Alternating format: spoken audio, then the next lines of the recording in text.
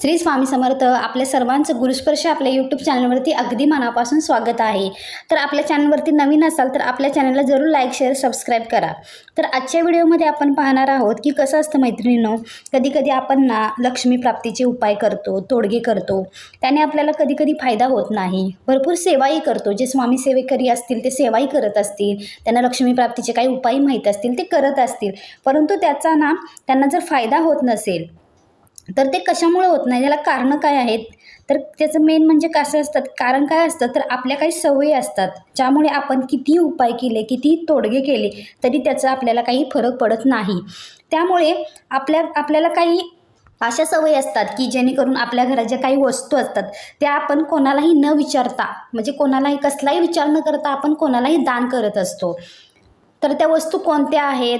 ज्योतिषशास्त्रामध्ये किंवा वास्तुशास्त्रामध्ये त्याचा उल्लेखही आहे. तर त्या अशा वस्तू कोणत्या आहेत की ज्या आपण करू शकत नाही, त्याच्यामुळे आपल्या घरावरती निगेटिव्ह परिणाम होत असतात. त्याच कोणत्या वस्तू आहेत त्याच आता आपण आजच्या व्हिडिओमध्ये पाहणार आहोत. म्हणजे थोडक्यात की ज्योतिषशास्त्रामध्ये आणि वास्तुशास्त्रामध्ये असा उल्लेख आहे की ज्या अशा काही वस्तू आहेत जे आपण कधी कोणाला दान करू नये. मग आपले शेजारी असो, नातेवाईक असो, कोणीही आपल्याला ती वस्तू मागायला आलं किंवा जर विचारलं त्या वस्तूबद्दल आपल्याला जर द्यायची असेल तर ती वस्तू आपण दान करू नये. त्यामुळे आपल्या घरामध्ये निगेटिव्ह परिणाम दिसायला येतात. तर आता आपण व्हिडिओला सुरुवात करूया. त्या वस्तू कोणत्या आहेत? तर सगळ्यात महत्त्वाची गोष्ट म्हणजे पहिली वस्तू आहे अलंकार, दागिने. जे दागिने असतात ना त्या कधीही कोणाला दान करू नये. बऱ्याच जणांना सवय असते की आपण जे वापरतो, आपण जे यूज करतो, बांगड्या असो, कुंकू असो, मंगळसूत्र असो, हे आपण इतरांना वापरायला देतो. आपली मैत्रीण असो किंवा आपली आई असो, कोणी असो, आपण त्यांना वापरायला देतो. परंतु मैत्रिणींनो तसं करू नये. कधीही कोणाला आपलं मंगळसूत्र वापरायला देऊ नये, आपले दागिने कधीही कोणाला वापरायला देऊ नये. कारण त्या आपल्या सौभाग्याच्या गोष्टी असतात, त्या आपल्याकडेच ठेवायच्या असतात. त्या कधीही कोणाला दान म्हणून पण देऊ नये आणि वापरायला पण देऊ नये, कारण ते सौभाग्य अलंकार असतात. त्यामुळे ह्या गोष्टी कटाक्षाने पाळाव्यात. त्यामुळे लक्षात ठेवा की आपले दागिने, मंगळसूत्र असो, बांगड्या असो, कधी कोणाला वापरायला देऊ नये. दुसरी गोष्ट म्हणजे झाडू. आपल्या घरात झाडू असतो, सर्वांच्या घरात आहे, लक्ष्मीचे प्रतीक आहे झाडू. तर झाडू कधी कोणाला दान करू नये. झाडू का दान करू नये ते पण तुम्हाला मी सांगते. झाडू म्हणजे लक्ष्मी आहे आणि आपली लक्ष्मी कधी कोणाला दान करू नये. थोडक्यात आपण एक मंदिरात गुप्तपणे दान करतो. तुम्हाला माहीत असेल, स्वामी समर्थ जे सेवेकरी आहेत त्यांना माहीत असेल की आपण दिवाळीच्या दिवशी मंदिरामध्ये गुप्तपणे झाडू दान करतो. ते चालतं, तसं केलं तर चालेल. खरं स्वतःहून आपण कधी कोणाला झाडू दान करू नये. किंवा आपल्या घरी कोणी झाडू मागायला आलं, बिल्डिंग साफ होत असेल किंवा काही करत असतील तर झाडू कधी कोणाला वापरायला देऊ नये. स्वतः तुम्ही करत असाल तर ती गोष्ट वेगळी आहे, खरं कधी कोणाला वापरायला, यूज करायला झाडू देऊ नये आणि दान तर करूच नये. त्यामुळे ही गोष्टही लक्षात ठेवा, झाडू कधी कोणाला दान करू नका. मंदिरात गुप्तपणे दान करू शकता, खरं असं स्वतःहून म्हणजे उघडपणे तुम्ही दान करू नये. तिसरी गोष्ट म्हणजे धने सगळ्यांना माहीत आहे, जे आपण मसाल्यामध्ये वापरतो. बऱ्याच लोकांना सवयी असतात की धनेसुद्धा काही लोकांनी म्हणजे मागितलं तर लगेच आपण धने देऊन टाकतो. खरं धने हे लक्ष्मीला अतिशय प्रिय आहे. आपण दीपावलीमध्ये सुद्धा धनेची पूजा करत असतो, धनतेरसला, आणि त्या दिवशी तर आपण धने कधी कोणाला देतच नाही. त्याच पद्धतीने आपण वर्षभर कधीच धने कोणाला देऊ नये. जरी कुणी मागितलं, यातल्या कोणत्याही गोष्टी जरी कुणी मागितल्या तर तुम्ही देऊ शकता, नाही असं नाही, देऊ शकता, परंतु त्याच्याकडून पैसे घ्यावे की जेणेकरून आपल्याकडनं ती वस्तू दान म्हणून देऊ नये. तर लक्षात घ्या, धनेसुद्धा कधी कोणाला दान देऊ नये. धनेसुद्धा माता लक्ष्मीला अतिशय प्रिय आहेत.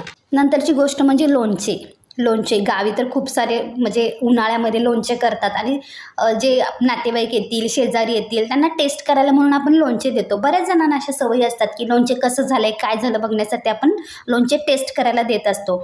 परंतु कधीही लोणचंसुद्धा दान करू नये, कारण त्यामुळे काय होतं की आपला आणि त्यांच्यामधल्या नात्यामध्ये आंबटपणा येतो म्हणजे काय तर आपलं म्हणजे जरी तुम्ही दिलं ना कधी कोणाला ना, जरी देऊ नये असं म्हणजे काय, थोडक्यात जर तुमची इच्छा असेल की द्यावं टेस्ट करण्यासाठी, किंवा आपले पाहुणे आहेत, नातेवाईक आहेत, ते खूप दूर राहतात, त्यांना जर द्यायचं असेल तर तुम्ही त्यांच्याकडनं थोडे तरी पैसे घ्या आणि मगच तुम्ही देऊ शकता.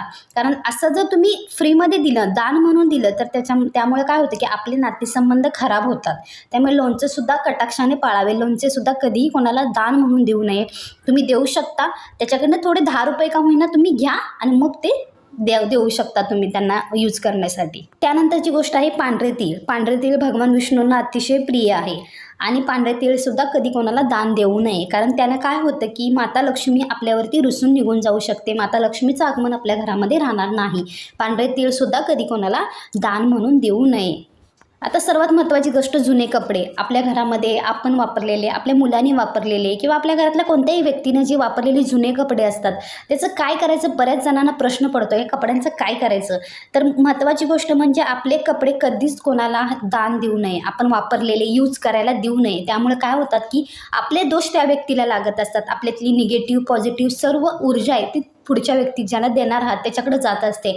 त्यामुळे जुने कपडे कधी कोणाला यूज करायला देऊ नये किंवा आपले स्वतःचे कपडेसुद्धा कधी कोणी यूज करायला देऊ नये. त्यामुळे सुद्धा आपल्याला दोष लागत असतात. आणि जर तुम्हाला मग काय करायचे, एवढे सगळे कपडे काय घरात ठेवायचे का साठवून, तर तसं नाही करायचं. आपल्याला जे वापरायचे नाहीत कपडे, जुने आहेत, चांगले आहेत, जे आपण वापरत नाही, तर ते काय करायचे, कपडे स्वच्छ धुवायचे. धुवून झाल्यानंतर ते स्वच्छ सुकून वाळून काय करायचं की जे गोरगरीब असतात त्यांना दान करायचे. जिथं गोरगरीब असतील, ज्यांना खरंच गरज आहे, अशा ठिकाणी जाऊन तुम्ही तिथे दान करू शकता. तर ज्यांची परिस्थिती चांगली आहे, द्यायचं म्हणून उगाचच कपडे देतोय, यूज करतोय एकमेकाचे, तसं करू नये. आपले कपडे स्वतःच आपण यूज करायचे असतात आणि जर असतीलच जुनी तर तुम्ही गोरगरिबांना देऊन दान करू शकता. नंतरची गोष्ट म्हणजे प्लॅस्टिकच्या वस्तू. बऱ्याच जणांना सवयी असते, हळदी कुंकवामध्ये प्लॅस्टिकच्या वस्तू आपण भेटवस्तू म्हणून देत असतो किंवा दान करत असतो. तर वास्तुशास्त्रामध्ये प्लॅस्टिक अतिशय म्हणजे वर्ज्य आहे, प्लॅस्टिक देऊच नये असा उल्लेख आहे वास्तुशास्त्रामध्ये. त्यामुळे ना प्लॅस्टिकच्या वस्तूसुद्धा कधी कोणाला दान देऊ नये. तुम्हाला द्यायचंच आहे तर स्टील द्या, प्लॅस्टिक देऊ नका. त्याचबरोबर सुरी, कात्री, चाकू, ज्या धारदार वस्तू असतात त्यासुद्धा कधी कोणाला दान देऊ नये. त्याच्यामुळे सुद्धा आपले नातेसंबंध किंवा आपले संबंध बिघडू शकतात. सर्वात महत्त्वाची गोष्ट म्हणजे दही. बऱ्याच जणांना सवय असते, शेजारी एखादी मागायला आली की दही लगेच आपण देतो, तर दहीसुद्धा कधी कोणाला दान करू नये. दही दिल्याने सुद्धा आपले नातेसंबंध बिघडू शकतात. त्याच्यामध्ये आणि आपल्या नात्यामध्ये त्यांच्यामध्ये आंबटपणा येऊ शकतो. जर तुम्हाला द्यायचीच आहे आणि पुढच्याला गरज आहे की खूप म्हणजे गरज आहे, तर तुम्ही काय कराल, त्याच्याकडनं 10 रुपये घ्या आणि मग तुम्ही देऊ शकता फ्रीमध्ये. आणि असं दान म्हणून कधी देऊ नका. तर ह्या काही गोष्टी आहेत, ह्या गोष्टी आता व्हिडिओला एंड करण्यापूर्वी मी सर्वांना एकच सांगू इच्छिते की व्हिडिओमध्ये ज्या काही गोष्टी सांगितलेल्या आहेत त्या शास्त्रानुसार आहेत, ज्योतिषशास्त्रानुसार, वास्तुशास्त्रानुसार आहेत, त्यामध्ये याचा उल्लेखसुद्धा आहे. तसंच आपल्याकडनं ह्या चुका होत असतात म्हणून आपल्याकडनं आपण ज्या काही सेवा उपाय करतो त्याचा आपल्याला परिणाम मिळत नाही. तर ह्या गोष्टी सर्व कटाक्षाने पाळा. ज्यांना पटत असेल, ज्यांना हा व्हिडिओ आवडला असेल तर त्यांनी नक्की हा व्हिडिओ फॉलो करू शकता. चॅनलवरती नवीन असाल तर चॅनलला जरूर सबस्क्राईब करा. असेच नवनवीन माहिती तुम्हाला एक चॅनलवरती मिळत जाईल. त्याचबरोबर सर्वात महत्त्वाचं म्हणजे आपल्या घरी स्त्रीसुद्धा एक लक्ष्मी स्वरूप मानली जाते. त्यामुळे घरातल्या प्रत्येक सुनेचा, सासूचा, प्रत्येक घरातल्या स्त्रीचा हा आदर केलाच पाहिजे. ज्या घरामध्ये लक्ष्मी स्वरूप सुनेचा अनादर होतो त्या घरामध्ये सुद्धा माता लक्ष्मीचं आगमन राहत नाही, ती स्थिर राहत नाही. त्यामुळे ही गोष्टीसुद्धा कटाक्षाने पाळा. व्हिडिओ आवडला असेल तर नक्की लाईक, शेअर, सबस्क्राईब करा. धन्यवाद. श्री स्वामी समर्थ. श्री गुरुदेव दत्त.